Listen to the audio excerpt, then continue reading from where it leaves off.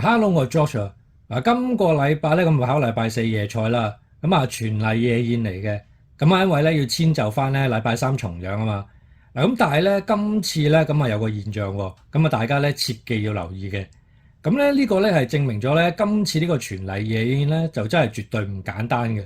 尤其是咧有啲場合咧雖然咧又出唔夠14隻馬，但係咧一睇落去咧個形勢咧都幾混亂嘅。我可以講俾大家聽啦。好多人咧都會趁住呢啲場合咧揾食㗎啦。另外啦，當然啦，亦都會有咧我一場嘅心水推介啦。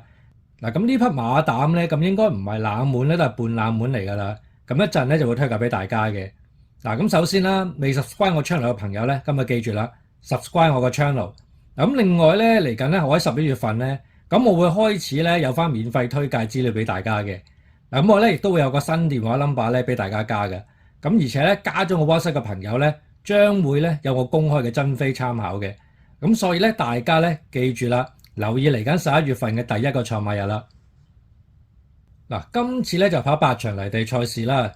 首先我當然啦就梗係索一索澳洲嗰邊嗰啲食馬料先啦。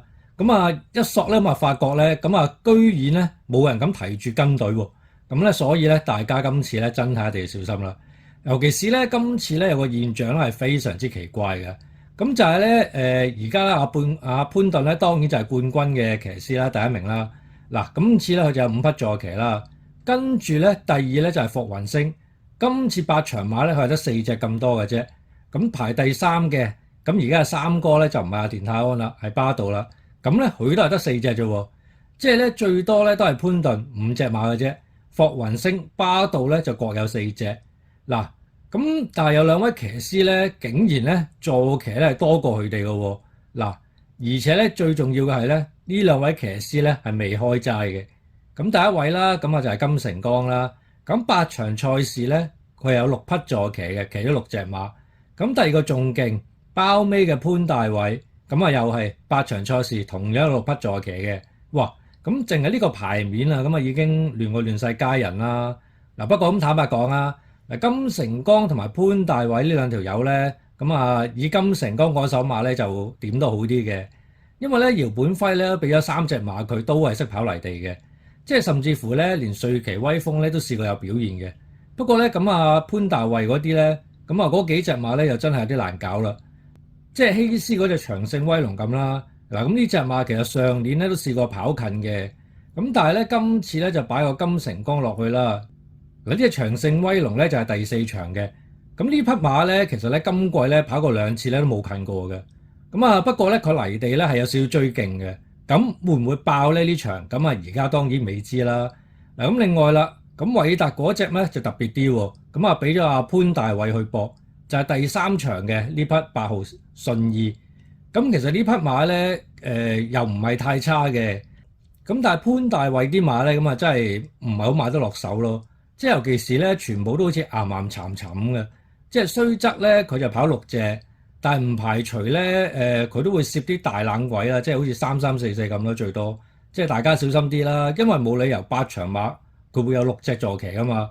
不過咧，佢牌面咧就係唔夠金城江嚟㗎啦。即係好似第8場啦，即係潘大偉嗰隻13號嘅精英王牌咁啦。即係就咁睇落去，隻馬咧雖然唔算太差，當然佢試閘咧隻馬就唔係咁好嘅。但係咧，即係小心潘大偉呢啲攝入一啲3344嘅大冷腳，就好多嘢咧變咗好好分㗎啦。今次泥地咧真係要臨場先好揀馬，因為每年咧其實都唔係好多時間咧跑全泥夜宴嘅，即係甚至乎泥地嘅數據咧亦都唔係好多嘅啫。揾食嗰啲大注飛咧，一定咧要識分咧留定堅先嚇。咩叫留定堅咧？通常堅嗰啲飛咧都唔會俾你睇得到嘅。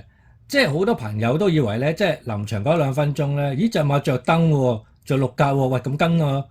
即係其實咧呢啲好多時咧都係拋磚引玉嚟嘅。咩叫拋磚引玉咧？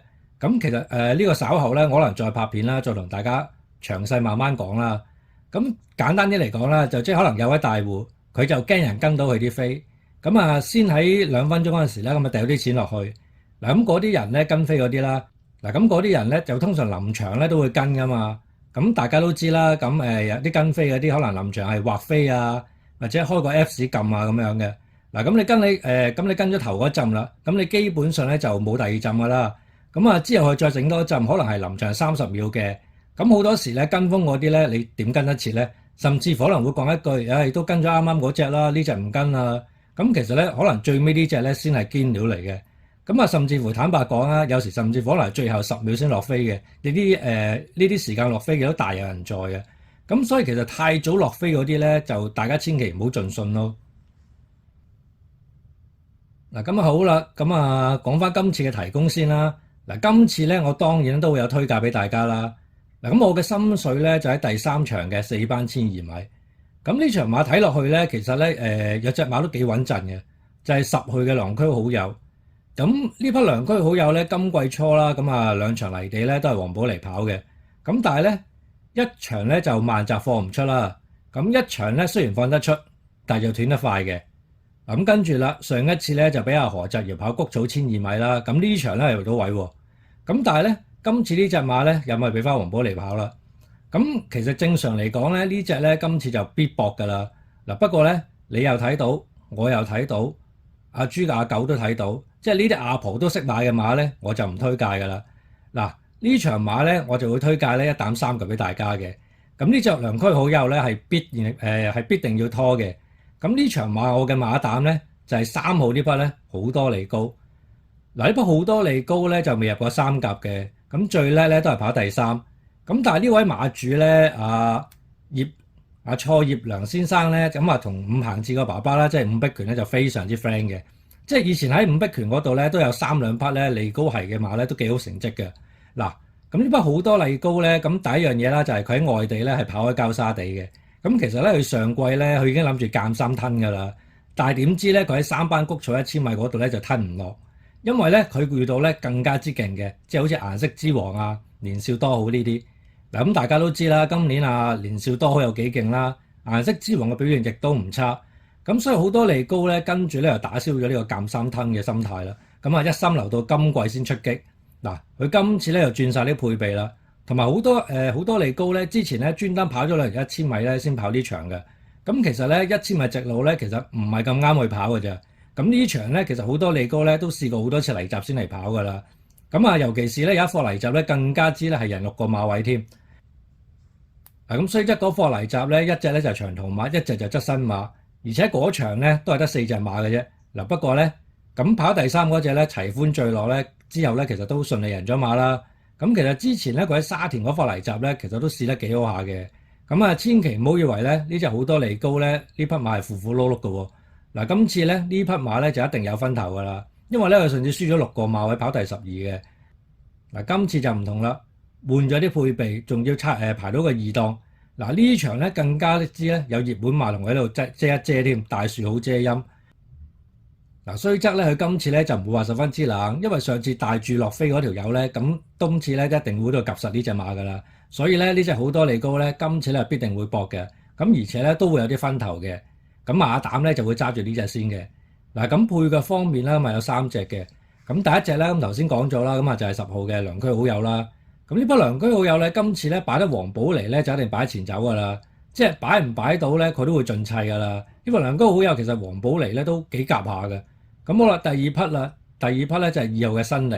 咁匹新力咧就跑到你草地啦，咁啊都係跑個胚啫。